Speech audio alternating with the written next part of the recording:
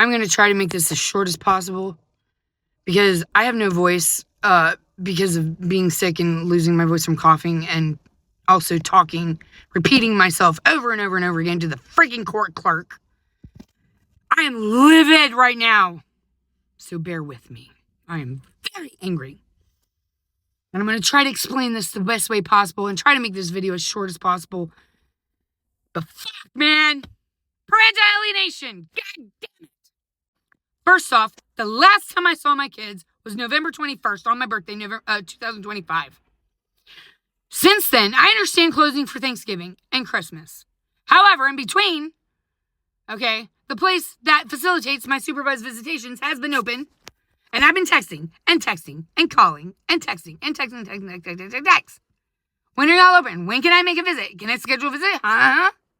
They've been reading my messages, all of them, and ignoring me. Now I know why. So, backtrack. The most recent updated custody visitation order that we have in place right now, okay, was put in place November 14th of 2025. All right? Then we have a prior order. The order before that, which I can't remember what date it was put in, but either way, that order has everything in it that pertains to my visitation rights and, all my visitation stuff, right? Now, the new order that's in place, that was in place November 14th, 2025, the new one currently has no mention of me whatsoever within the entire fucking order. No, nothing. My name is not in it at all. It does not mention me, has nothing to do with me at all. What does this mean? This means that because I'm not mentioned in this updated freaking order, first of all, this new order, okay, supersedes the prior order, which means the order before this one, the one that has all my visitation stuff in it, is now null and void. It's no good anymore. It means nothing, right? It's no good anymore. The new order is what's in place now. The prior order with all my visitation stuff is no good anymore.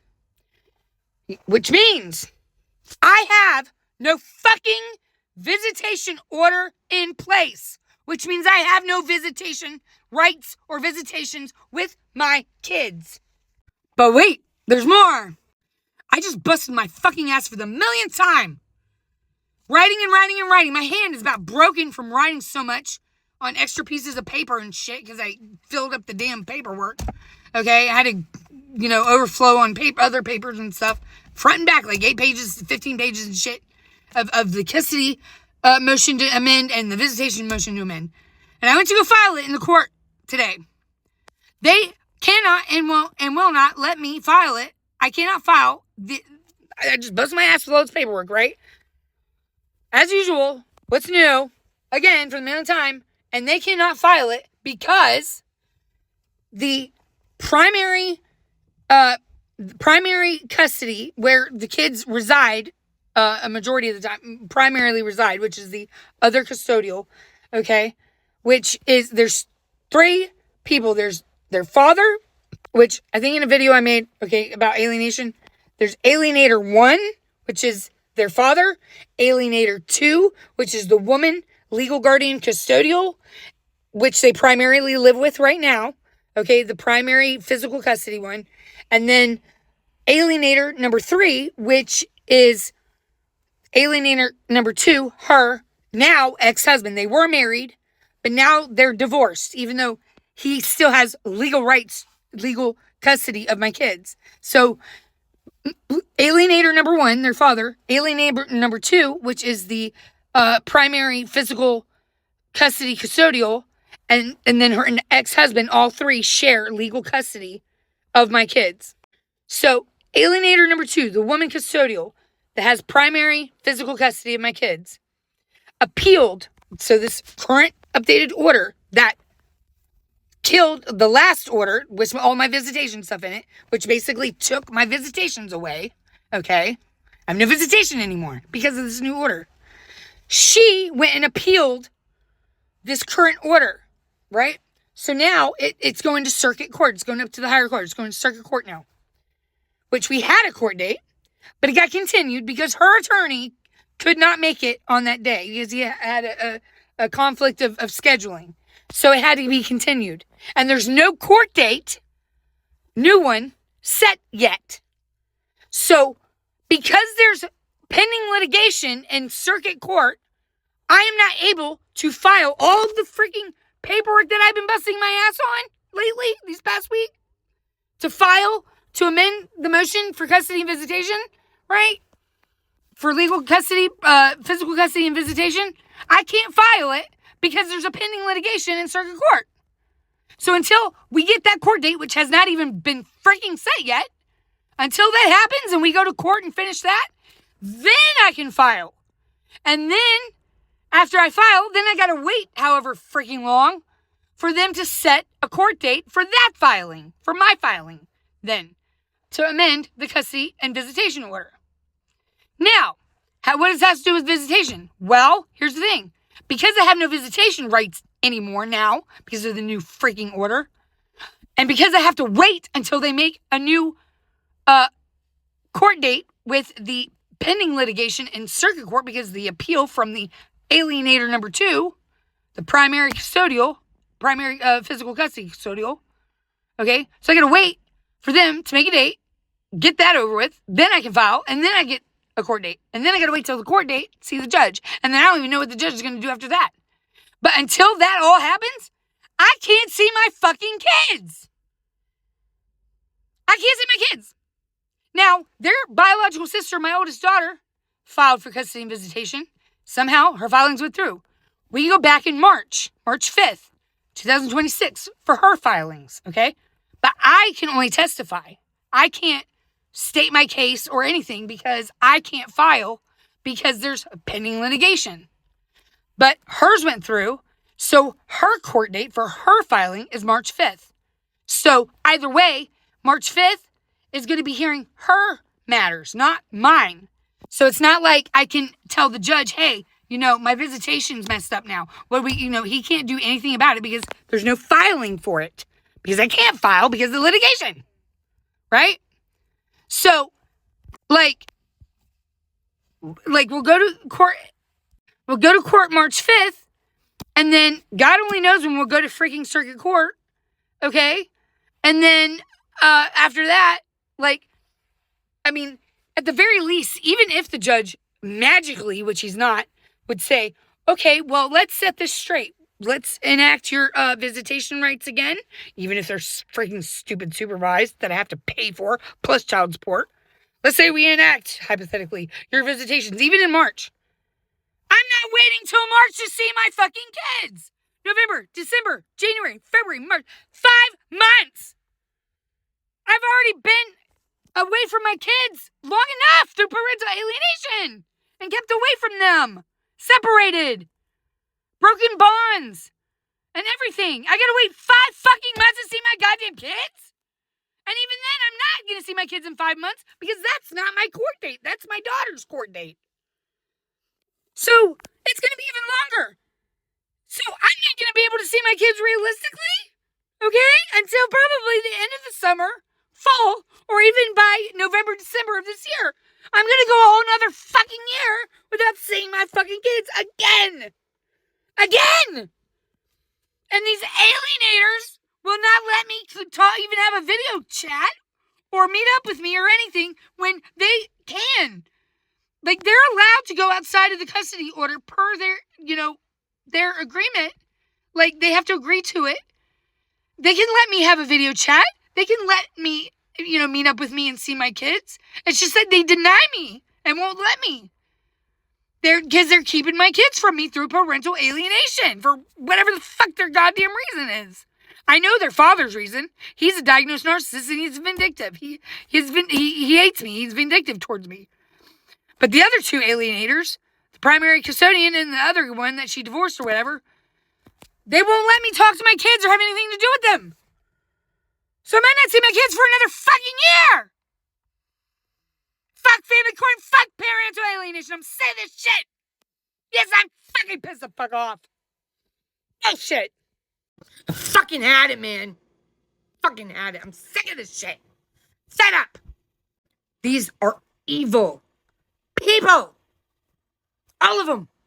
The alienators, the abusers, the judges, the GALs, the psych evaluators, the caseworkers, the attorneys. I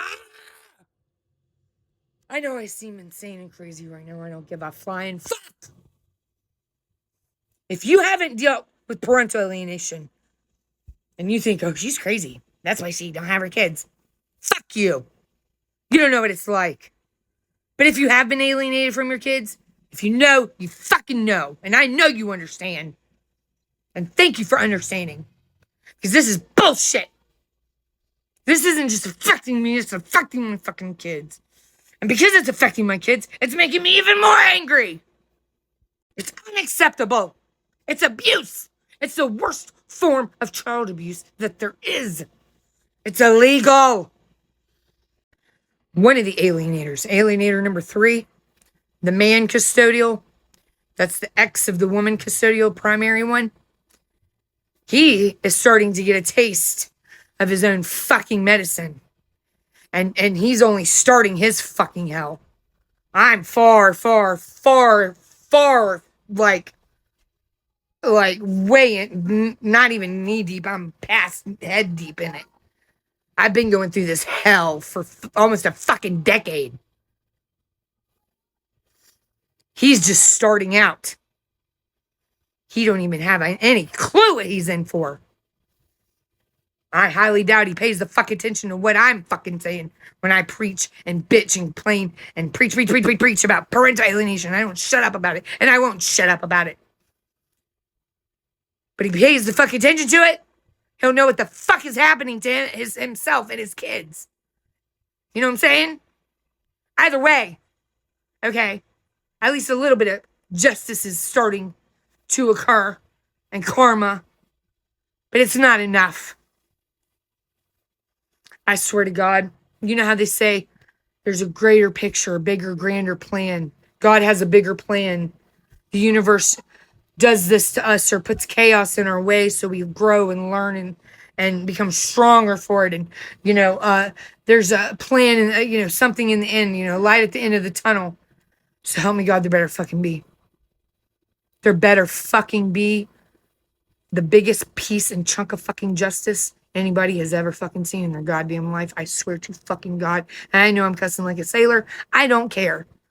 I am beyond whatever word that is like the worst word for like mad, angry, livid, like just off the wall angry. I don't even know what word to use, but whatever the worst word possible there is in the whole entire existence of being mad and angry and livid, that's what I am. That's what I am. And I can't even do anything about it because I'm not a violent person. Do I have thoughts in my head as to what they deserve? Yeah. But would I carry them out? No. So I'm not a violent person. That's up to God and the universe and karma. And maybe my magic. Through my magic and spell work. Sure. Indirectly. But I'm not a violent person. I wouldn't go hurt anybody. Hell fucking no. But goddamn. The shit that they deserve. Good better fucking win in the end. I swear to God. This better not be in vain. It better not fucking be in vain. Because I'm telling you right now. I cannot take this shit anymore. See, my kids isn't to a point where they can't take it anymore. They've gotten to their point where they can't take it anymore. And see, with parental alienation and alienated children, they get to that point where they can't take it anymore. And what they do is to cope is they flip the script.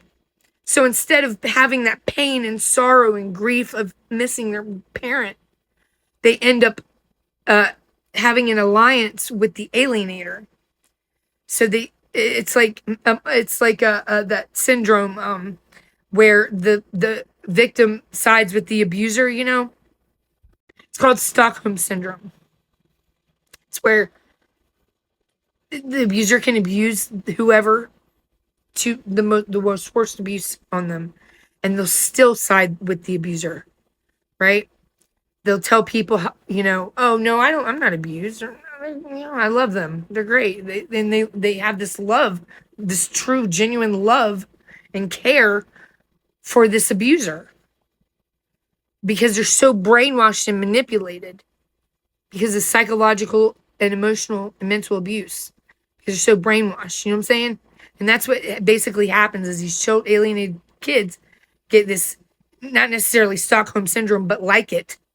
And they end up forming an alliance with the alienator, many times out of fear of, God forbid they, express that they love the parent that's being targeted, or they express that they want a contact with them. They're in fear of any kind of punishment that the alienator might, bestow on them, whether it be, talking crap about the targeted parent, or being like, why do you want to see your mom?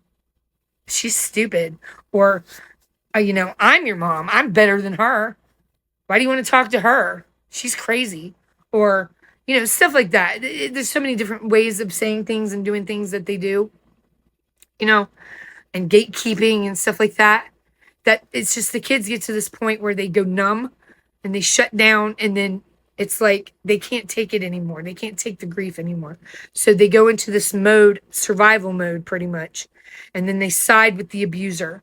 And then that's where, in parental alienation, where the child, because the end game of parental alienation, the whole point of it is that the alienator turns the child against the targeted parent.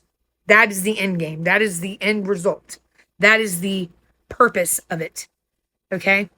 So once the child gets to that point where they shut down, go numb, and they're like, I can't take it anymore. I miss mommy or I miss daddy so much. I can't do this anymore.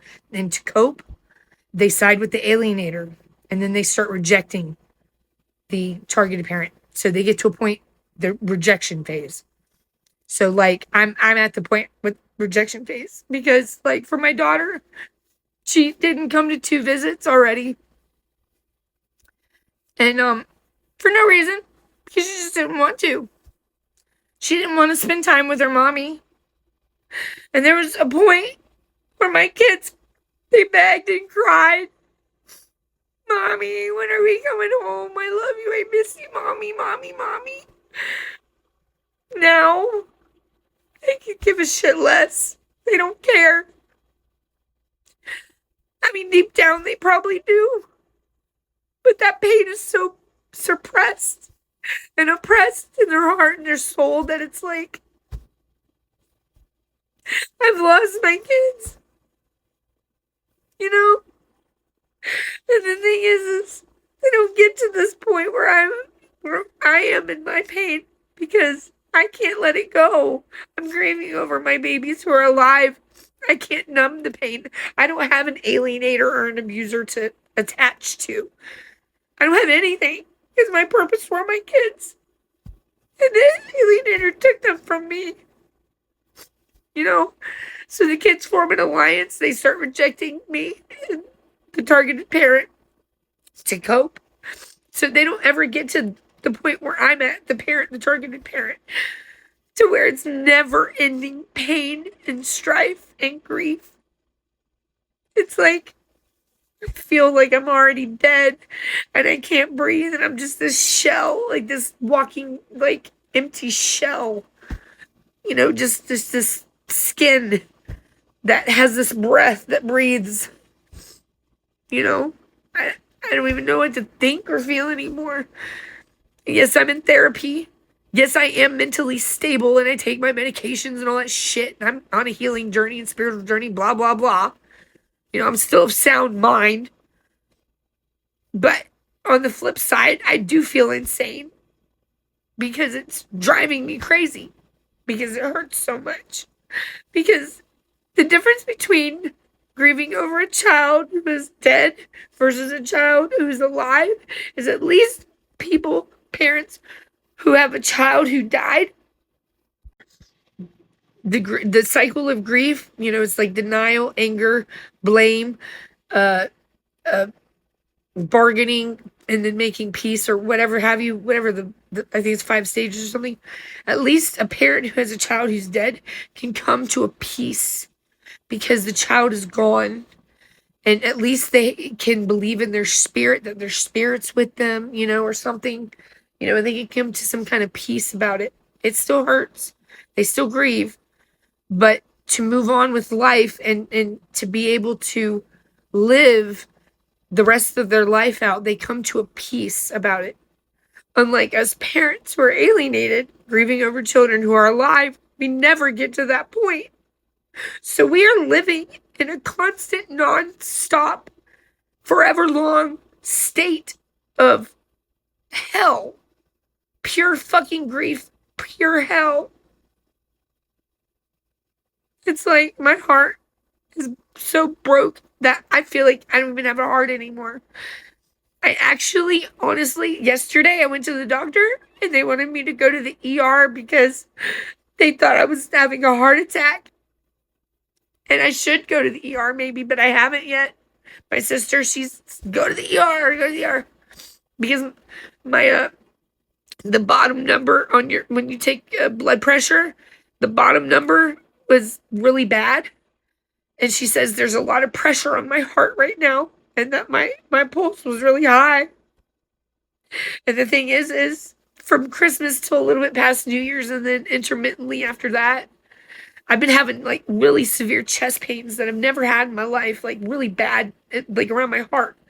And it feels like there's pressure on my heart, and then around it, like the muscles feel really constricted and tight, and I can't breathe. I'm like, ugh, and it hurts really bad, and my heart's beating really fast. And on Christmas, because I was grieving so bad because my dad died on Christmas and I didn't get to talk to my kids, I tried to distract myself by going to see Anaconda.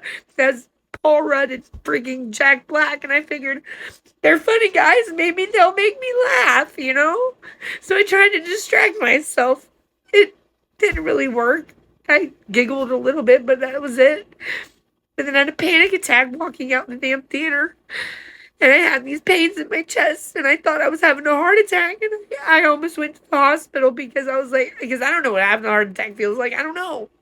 But it was hurting so bad that I almost went, And I actually have been diagnosed before. I forgot the actual terminology, but it's called the broken heart syndrome, which most people die from. But I didn't die from it. I survived, but I was diagnosed with the broken heart syndrome, and I ended up surviving. And those who survive, I think it's like half, like 50% of people who survive broken heart syndrome develop what's called tachycardia. I have tachycardia, which is a fast heartbeat. So like a normal resting heart rate is like 70 or 75, something like that. And then like a fast heart rate, like when you do exercise or go up and down steps or do housework, rigorous stuff, and get your heartbeat going, it'll go up. Like a normal heartbeat would be like, resting heart rate would be like 70, 75. And then if it's like going faster, if you've been doing rigorous stuff, it's like between 80 and 90. That's a normal heart rate. My resting heart rate on the norm, okay, is like 120, 125. That's a lot. That's really fast. When I do rigorous stuff, whether walking, running, housework, going up and down steps, what have you, okay, my heart rate has, the highest it's gone up was to 215 beats per minute. My heart can explode going that fast. And I also have a heart murmur I was born with too. And then another thing, like a flap that doesn't work right. So either way, I do have a broken heart, and I was diagnosed with broken heart syndrome. And I kind of feel like that I have it again. I don't know, maybe I need to go see a cardiologist, but maybe I need to go to the ER. I don't know. I might go to the ER, but I really don't feel like going, honestly, because it takes forever. The point is I don't know how much longer I can take this. I really don't. I don't know. I don't fucking know. I'm so angry. I know this is a long-ass video, and probably nobody's gonna watch it all the way through. And if you do, you're gonna think I'm nuts and crazy and insane and mentally unstable and all this bullshit. I honestly don't care what people think anymore. I don't care. All I want is my fucking kids. And I hate these evil people. I can't stand them. And I don't understand how people can do this to people.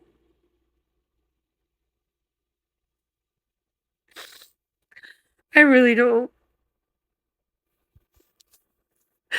I need justice to be served. I need karma to come really fuck them up. Teach them a fucking lesson. Or God, or Jesus, whoever the fuck is up there. Heaven land, or universe land, or whatever. I don't know.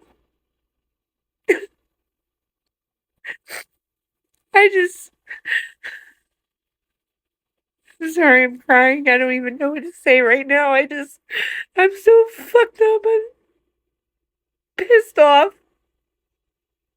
I don't know when I'm gonna see them again. It's gonna be probably almost another fucking year. I've already been years and years without seeing them. Until I got stupid supervised visitations that I gotta fucking pay for. With my child support, I gotta pay for too. And even then, I didn't get to see them a lot because I could barely afford to even pay for the fucking visitations. They're gonna hate me. They're gonna fucking hate me. And they're gonna get to a point. They're gonna be like, who cares? They're not even gonna care anymore. Or want to see me because they're gonna get so used to not seeing me that it's not gonna matter. And the thing is their dad, my ex abuser, he made it so damn clear to me.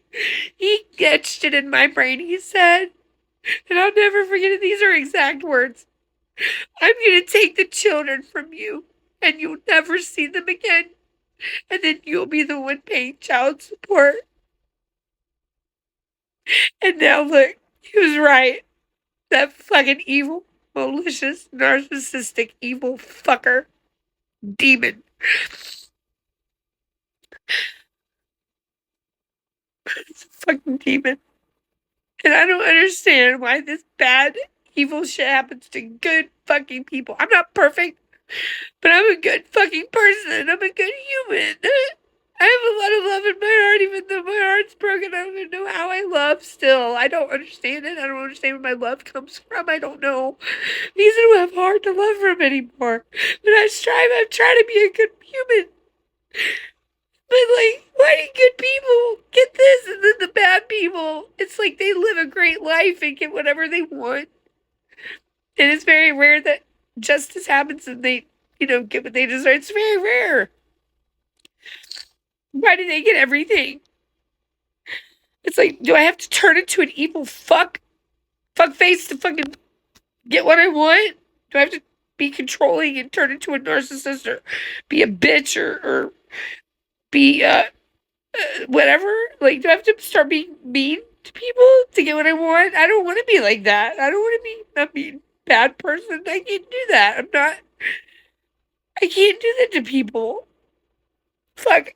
I need to end this video, man. Fuck. I'm just like venting. I don't know. Stupid fucking TikTok video. It's already like almost like, I don't know, 30 minutes long. My throat's so dry and like it's hoarse because